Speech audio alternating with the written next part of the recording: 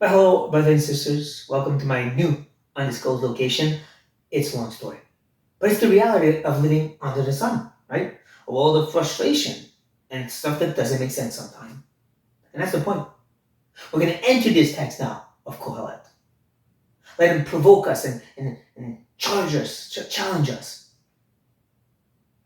And right away, as he presents himself, he's going to give us his thesis statement, his main argument. He's going to try to prove all through his writing.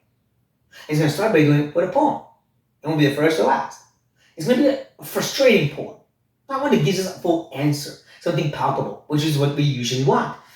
No, we're going to leave this study, this section of the book, with emptiness. And I hope that's okay with you. So, we begin by his presentation and thesis statement that says, the words of the preacher, the son of David, king in Jerusalem. Vanity of vanities, says the preacher. Vanity of vanities, always vanity. Here's why some people think it might not be Solomon. The way he presents it, says the preacher, the words of the preacher. A bit like, here's what he would say. Here's how he thought. Could be. I just read that it's the son of David, king of Jerusalem. That makes me think of Solomon. So this is Solomon reaching out to us. And like he said, his thesis statement is that vanity of vanities, if you will, the top of the top. So they call it superlative. Superlative. Sorry. But think of Song of Songs, right? The greatest song ever. The greatest havel. The greatest emptiness. The greatest thing that just can't be grasped is how everything is vanity. That nothing can be fully grasped. Even as believers, we walk by faith, not by sight. We can't grasp hold of God. No one has actually seen him. No matter how many call say they have visions, it is not fully graspable, this walk of faith. So yeah, that's the ultimate of all the havel, he says. The fact that nothing in this world is fully and completely graspable. It leaves us always with a little emptiness. How frustrating, right? Even adds to this, what does man gain by all the toil at which he toils under the sun? What a provocative question, right? What good is it all? All this effort, again, under the sun. Very important. He's really focused on life on earth. That's why when he talks about life after death, he seems to be saying there's nothing afterwards. Not the point. The point after that, it's too late. It's about here and now. And trying to find that fullness. See, that's what he calls gain. A contrast to havel, something that can grasp, something that's palpable. So what's the palpableness of all that they're doing here on earth? It, again, leaves us always empty somehow, not fully grasping. They begin to the end of it. And I'm going to prove it through his poem about life, about nature. And he starts by saying this. A generation goes and a generation comes, but the earth remains forever. The sun rises, the sun goes down, and it hastens to the place where it rises. You see the cyclical motion here? Right? You come to life, you have a family, you die. They have a family, they lie, and just keeps going. And the earth just remains there as you keep living. Same thing for the sun. Rises and falls, rises and falls. New days, every day. Everything's so monotonous, right? Cyclical. Everything just keeps turning in a circle and seems to be going nowhere. Not having actual purpose. That's what we're supposed to be thinking about right now. He's going to show us nature too, when he says, the wind blows to the south and goes around to the north. Round and around goes the wind, and on its circuit the wind returns. All stream runs to the sea, but the sea is not full. To the place where the streams flow, where they flow again. We can see, right, the cyclical motion. Winds go from the north to the south, and then back again, and turn in circles. Same way the rivers goes into the sea into the ocean, and the ocean's never filled up. Why was that? Why did it happen? Why is the wind going around in circles? Why is today the wind from the north, which will go around the earth and come back again to the north tomorrow, so forth. So it seems so useless, so monotonous, so repetitive, without a goal. Where's the palpableness? Where's the purpose? That's the point. He continues and says, all things are full of weariness.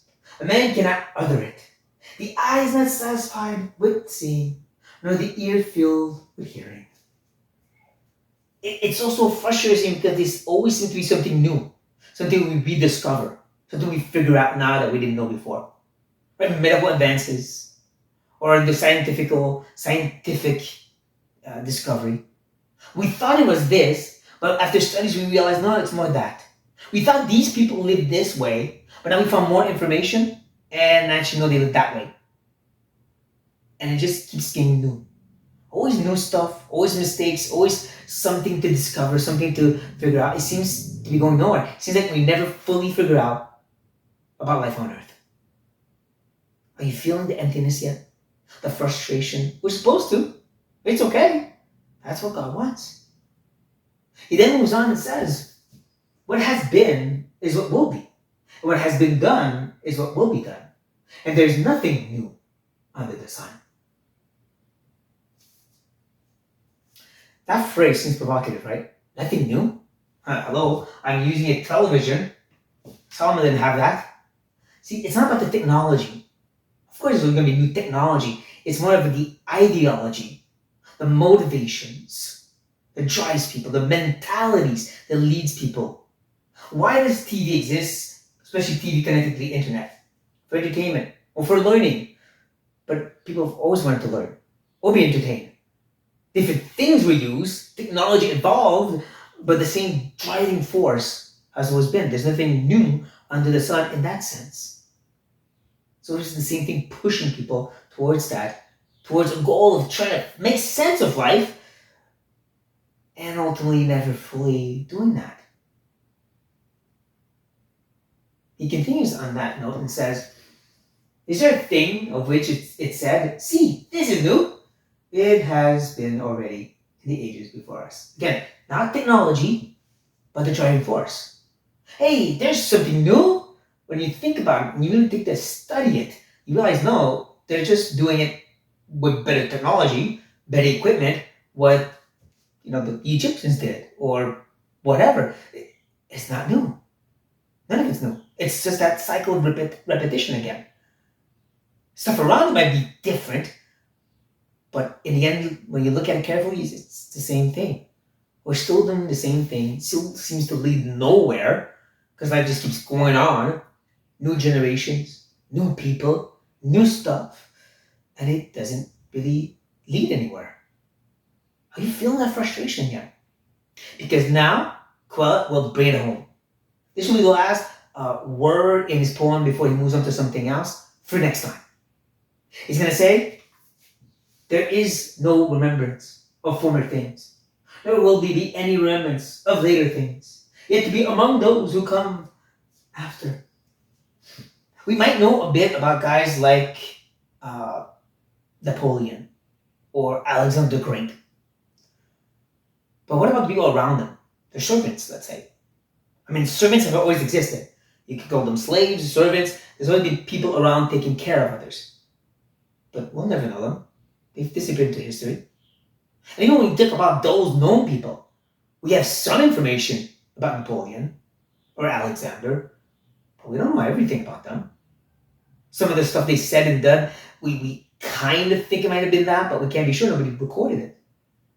So, it's forgotten. Some people are completely forgotten from history, and others know. World War I and II. Some of them were heroes, and we know about them. Others died, and we'll never know them. Except for their family, but then when their family goes out, that's it. They'll never be known again, except for being a name on a grave. Do you feel that emptiness, that frustration? Even as believers, we strive so much to serve the Lord, to do ministry, to raise your family right. But then at the end of the day, all this can just be gone in a few generations. You'll just be like all the others who try to do the same thing decades and decades and centuries before that. All the way down to the first Christians. And many of them, they're not Paul's, they're not Peter's. They're forgotten, just like you will be in a few generations. Doesn't that seem so futile, and vain, and havel, and empty? Doesn't that create some kind of frustration? Because it should. This is we should say, what's the palpableness of this? Don't give the good Christian answer. For now, leave the emptiness. Leave the gnawing sensation of frustration. That's the point. That's all God wants. He wants us sometimes to just say, why? Why are we doing this? Aren't we just turning in circles? What's the point? Let's leave that. Let it work you over. Because we're not even close to having some first nail, some first tent peg of truth. Not yet. So for now, I leave you hanging. And I hope that's okay.